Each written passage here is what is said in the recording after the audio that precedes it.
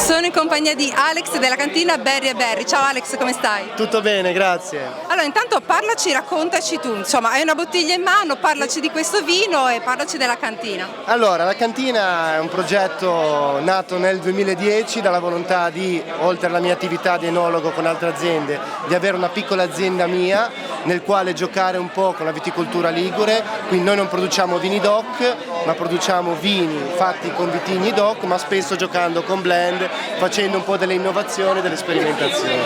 Voi vi trovate a Ballestrino, giusto? Ballestrino, in provincia di Savona, centro del mondo praticamente. Noi lo conosciamo molto bene perché di Zona Zona abbiamo fatto anche un bellissimo reportage su Ballestrino.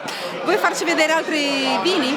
Allora, questo qua è un vino di cui vado molto orgoglioso, è il La Passucche, visto che ci troviamo qua in provincia di Genova, ne vado molto orgoglioso di aver dato questo nome che ha un significato molto particolare in dialetto genovese. È un'uva barbarossa vinificata in purezza, dal quale facciamo questo rosato che parla tantissimo della nostra amata Liguria.